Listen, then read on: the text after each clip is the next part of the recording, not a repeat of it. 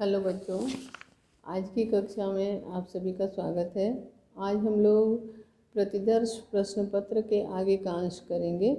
अब तक हम लोगों ने जो गद्य अपठित गद्यांश व्याकरण और गद्य के प्रश्न करने के पश्चात पद्य के 2 नंबर के जो 3 प्रश्न थे उसको किया, और अब 5 नंबर के प्रश्न को एक हमने किया हम लोगों ने, और दूसरा जो है इसमें दिया गया है अथवा करके 2 प्रश्नों में एक करना है, जिसमें कि एक प्रश्न है, भक्तों के व्यवहार से आहत होकर सुखिया के पिता ने क्या कहा, एक फूल की चाह कविता के आधार पर बताइए। इसमें भक्तों के व्यवहार से आहत होकर के सुखिया के पिता ने ये कहा कि मेरे सामने तुम माँ की महिमा को कम करते हो, और माँ की महिमा मेरे कारण कम हो गई, खराब हो गई, नष्ट हो गई, ये कहाँ की बात संभव सही है। परंतु कोई किसी ने उसकी बात नहीं सुनी, और इस प्रकार वह उसका बोलना सब बेकार हो गया।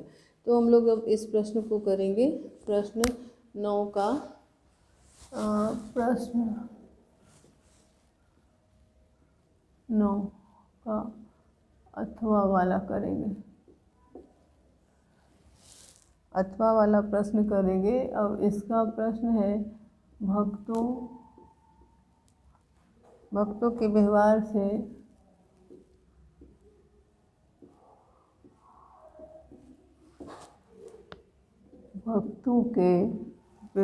से आहत होकर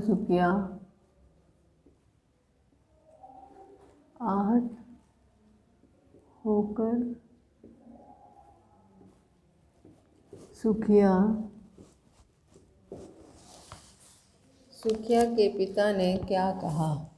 सुखिया के पिता ने क्या कहा।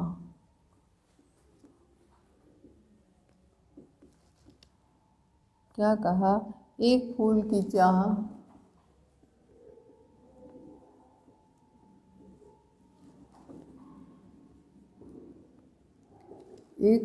चाह कविता के आधार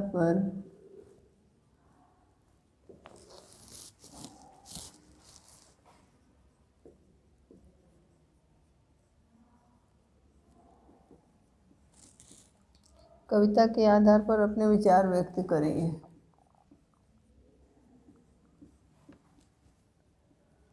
अपने विचार व्यक्त कीजिए।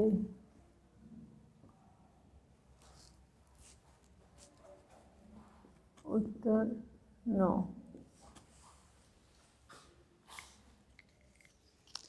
उत्तर 9।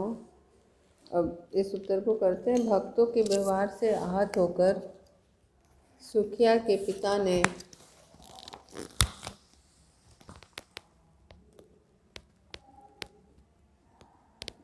भक्तों के व्यवहार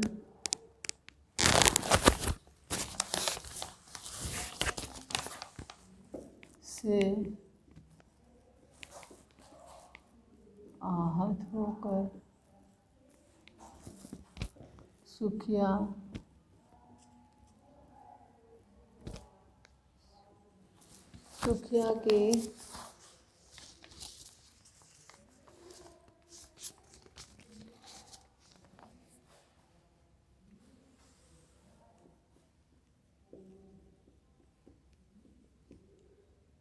के पिता ने उन्हें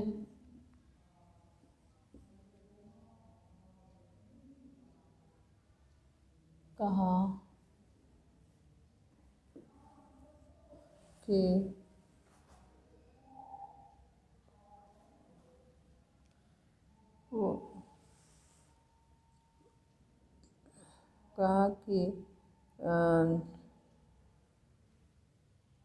वे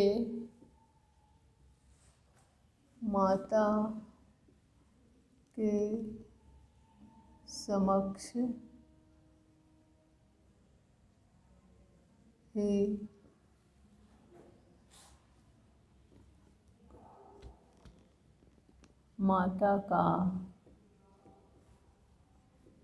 माता के समक्ष ही माता का अपमान करते हैं,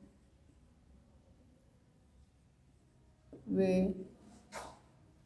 कैसे स्वयं को माता का भक्त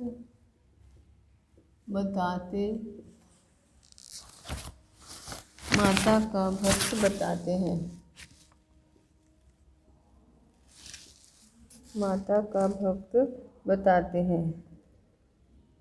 माँ के मंदिर में ही माँ के सामने ऐसी बातें कहना, माँ के मंदिर में ही माँ के सामने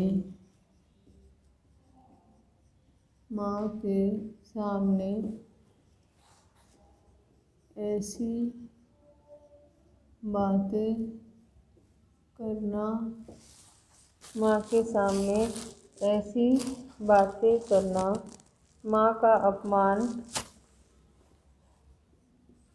माँ का अपमान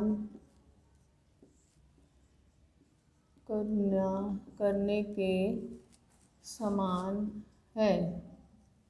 माँ का अपमान करने के समान है। तुम ऐसा तुच्छ विचार करके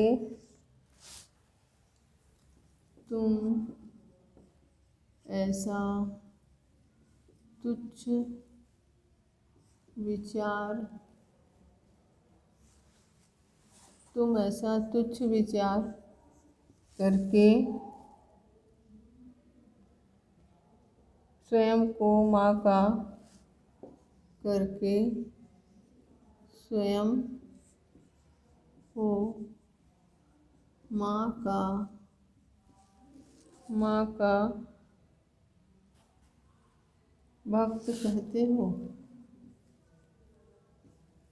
भक्त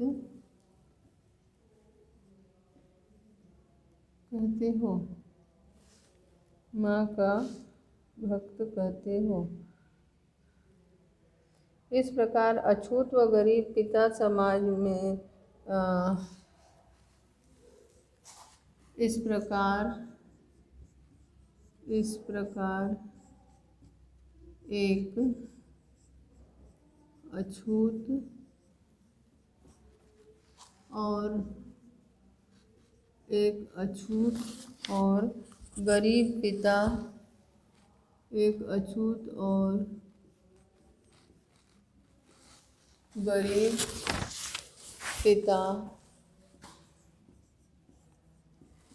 अछूत और गरीब पिता समाज में फैली विषमताओं के प्रति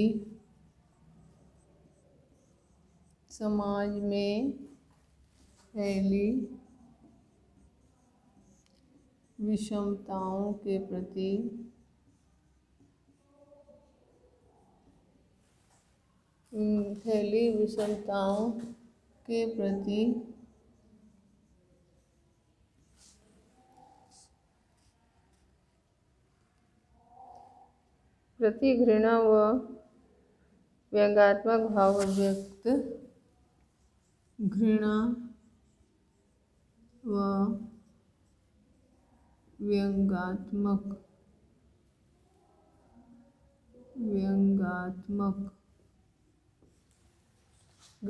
व व्यंग्यात्मक भाव व्यक्त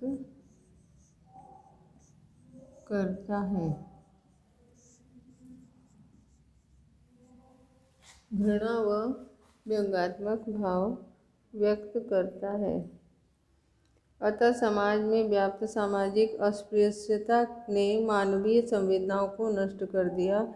इस कुरीति के कारण पिता अपनी पुत्री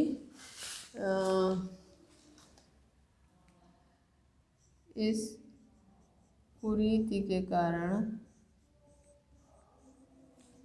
कुरीति के कारण पिता अपनी इस कुरीति के कारण पिता अपनी पुत्री सुखिया को अपनी पुत्री सुखिया की अंतिम इच्छा भी पूरी नहीं कर पाता।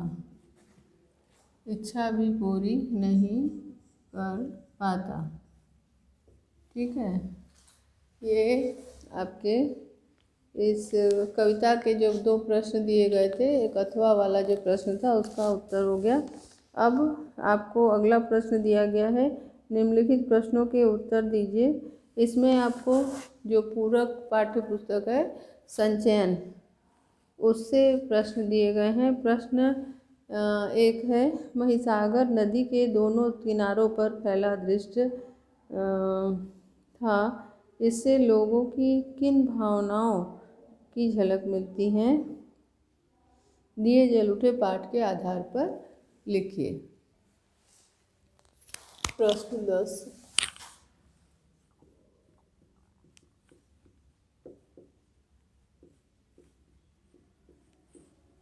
निम्नलिखित प्रश्न के उत्तर दीजिए। प्रश्नों के उत्तर दीजिए। इसमें आपके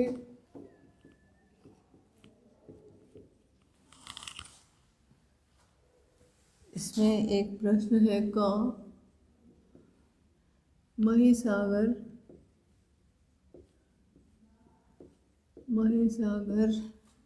नदी के दोनों किनारों पर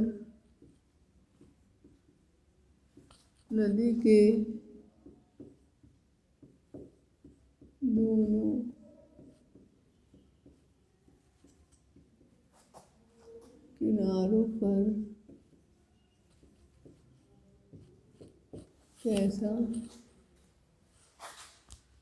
नदी के किनारे पे कैसा दृश्य था? नदी के दोनों किनारे पर कैसा दृश्य था? इससे लोगों की किन भावनाओं की झलक मिलती है? इससे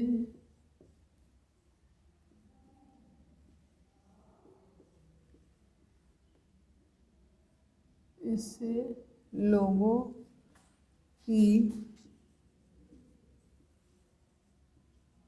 किन भावनाओं की झलक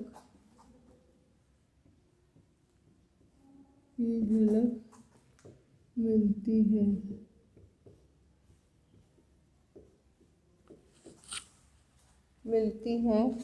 दिए जल उठे पाठ के आधार पर उत्तर दीजिए।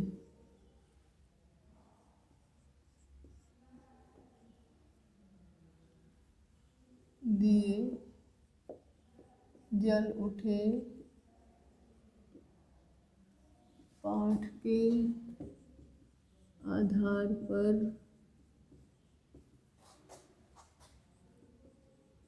उत्तर दीजिए।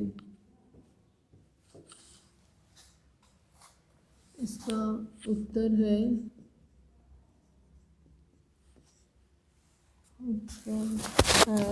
महिसागर नदी के दोनों किनारों पर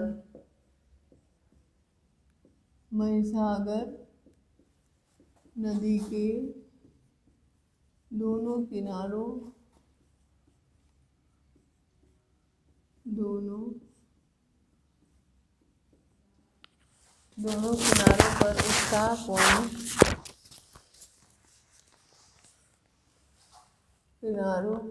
पर उत्साहपूर्ण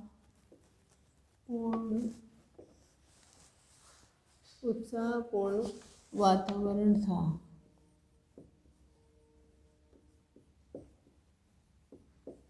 दोनों किनारों पर उत्साहपूर्ण वातावरण था।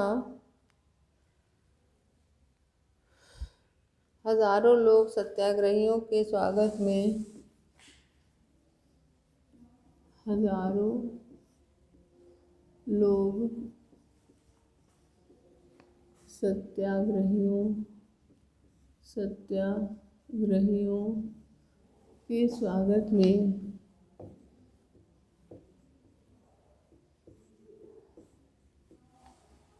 हजारों लोग सत्याग्रहियों के स्वागत में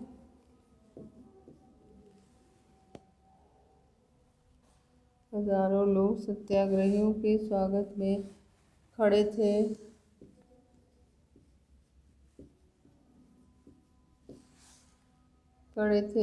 उन लोगों के हाथों में जलते दिए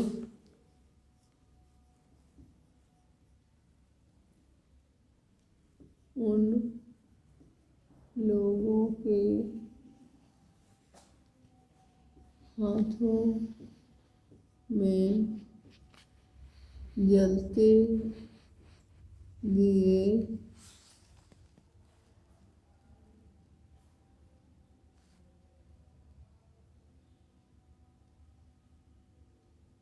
उन लोगों के हाथों में जलते दिए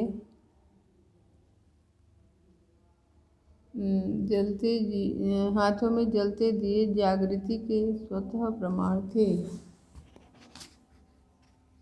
जागृति के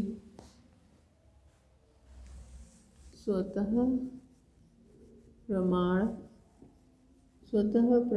थे।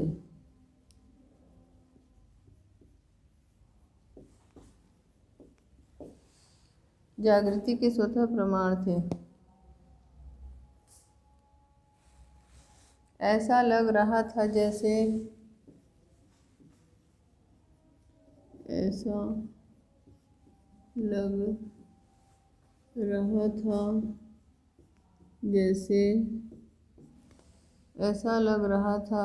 जैसे सभी गांधी और पटेल के नेतृत्व में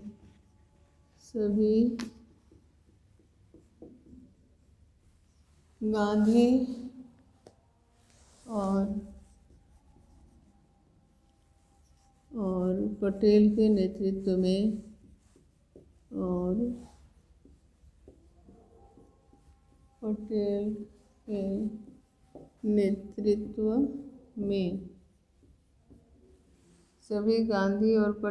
नेतृत्व में देश के सपनों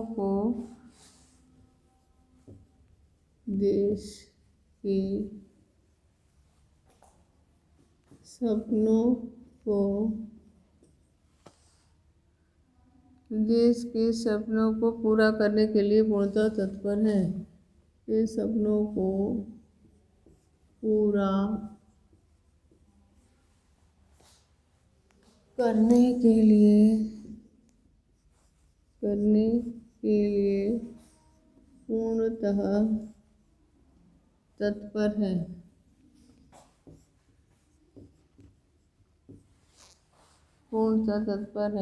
नदी के दोनों तटों पर लोगों द्वारा लगाए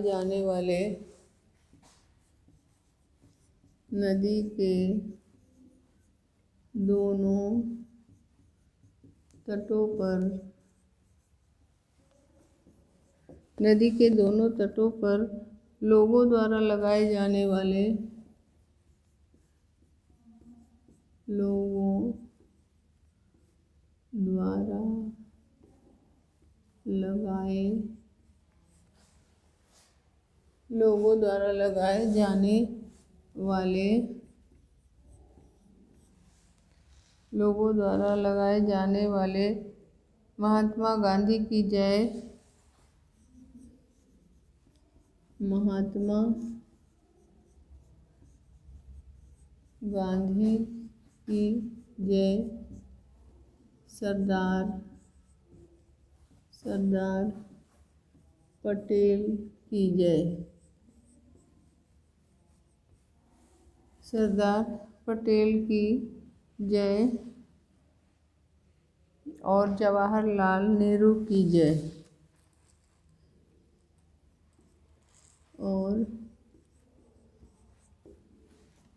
और जवाहरलाल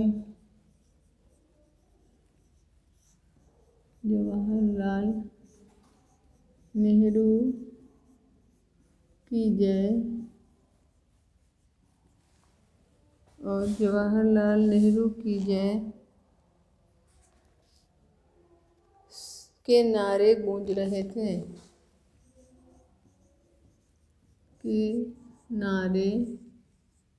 गूंज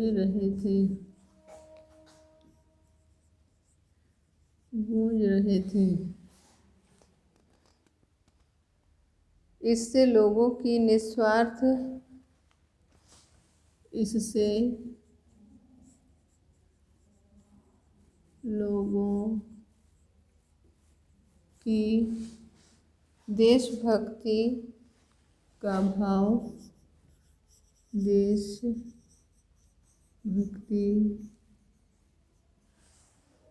देशभक्ति का भाव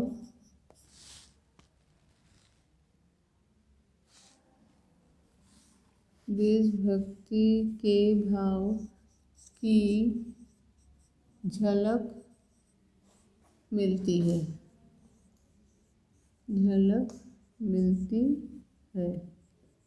ये इस प्रश्न का उत्तर है। अब दूसरा प्रश्न इसमें दिया गया है कि दूसरा प्रश्न है, स्मृति पाठ से हमें क्या प्रेरणा मिलती है? तर्क सहित उत्तर दें। स्मृति पाठ से हमें क्या प्रेरणा मिलती है? तर्क सहित उत्तर दें, ये प्रश्न है। इसका उत्तर इस प्रकार है कि स्मृति पाठ से हमें यह प्रेरणा मिलती है, स्मृति पाठ से हमें यह प्रेरणा मिलती है कि हमें स्वयं को अत्यधिक साहसी बनाना चाहिए।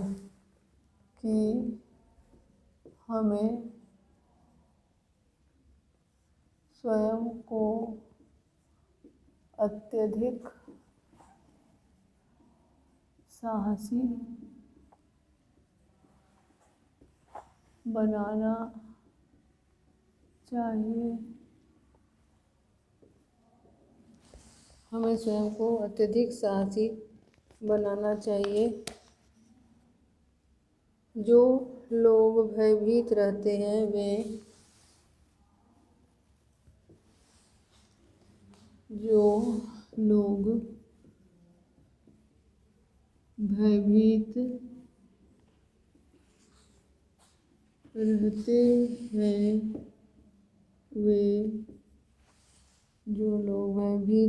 हैं वे कायर होते हैं।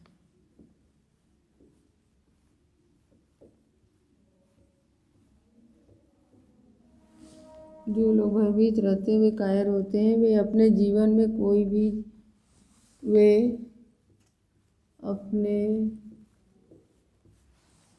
वे अपने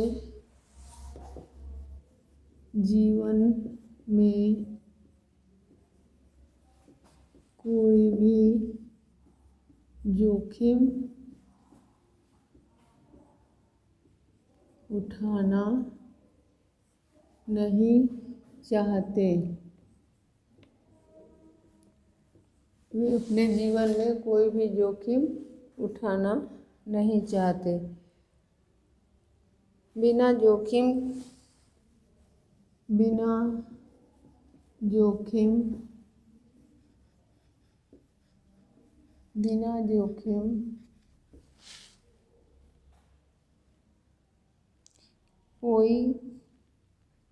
कोई उल्लेखनीय सफलता बिना जोखिम लिए बिना जोखिम लिए कोई भी उल्लेखनीय सफलता बिना जोखिम लिए कोई भी उल्लेखनीय सफलता नहीं प्राप्त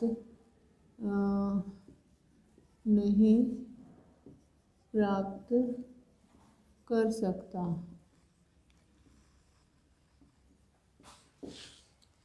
कोई उल्लेखनीय सफलता नहीं प्राप्त कर सकता। इसलिए सभी व्यक्तियों को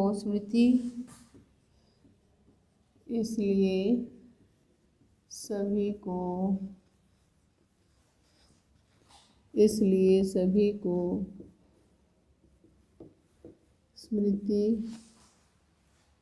पाठ का लेखक बचपन से ही बहुत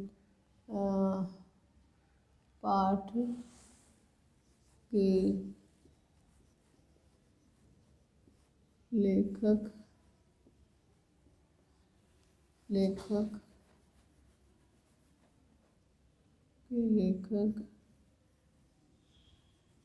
अपने जीवन की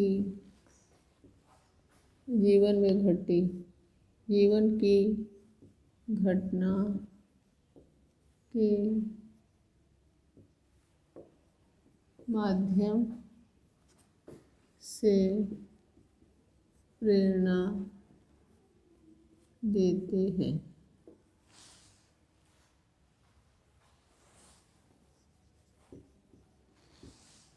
घटना के माध्यम से प्रेरणा देते हैं। अतः साहसी बनकर ही जीवन में सफलता प्राप्त हो सकती है। घटना देते हैं क्योंकि साहसी बनकर ही व्यक्ति जीवन में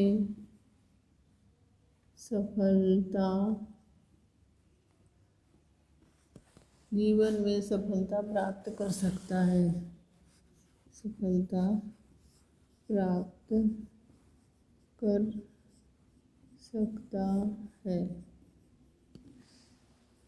ठीक है, ये आपके प्रश्न का उत्तर हो गया। दूसरे, अब इसमें एक अथवा वाला प्रश्न भी दिया हुआ है। अथवा वाले प्रश्न में दिया है कि गिल्लू कहानी से हमें क्या संदेश मिलता है। अपने शब्दों के माध्यम से लिखिए। गिल्लू कहानी के माध्यम से हमें महादेवी वर्मा ने जीवों पर प्रेम करने का संदेश दिया है।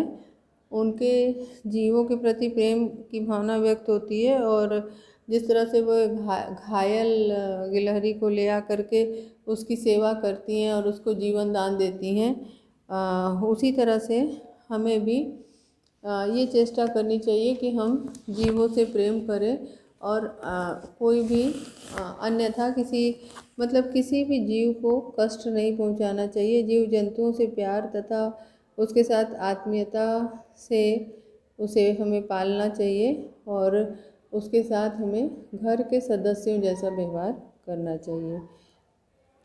प्यार में वह ताकत है जो बेजुबान जीव जंतु को भी अपने सच्चे अर्थों में हमारा मित्र बना देता है। ये संदेश हमें पाठ से मिलता है। एक उसमें और भी प्रश्न दिया हुआ है जिसमें ये कहा गया है कि पाकिस्तान में हिंदू मुसलमानों के मध्य कैसे संबंध थे आपके अनुसार, तथा यह आपके अनुसार उचित है, क्या उचित है?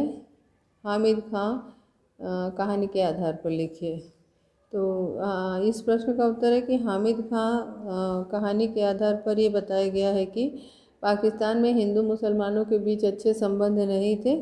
लोग जो है हिंदू मुसलमानों से घृणा करते थे और उन्हें आतताई की औलाद मानते थे, जबकि हामिद खां को ये अच्छा नहीं लगता था। वो चाहता था कि सब मिलजुल के रहें, क्योंकि हम सब ईश्वर के संतान हैं और ईश्वर ने सबको एक जैसा बनाकर भेजा, इसीलिए हमें आपस में वैमनस्य का भाव नहीं रखना चाहिए।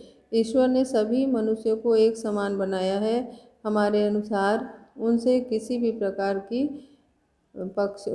प्रकार का पक्षपात नहीं करना चाहिए। ये अनुचित है। अतः उनके बीच हम किसी भी प्रकार का भेदभाव न करके आपस में प्यार बांटने का काम करें। अब आज इतना ही, शेष अगली कक्षा में पढ़ेंगे। धन्यवाद।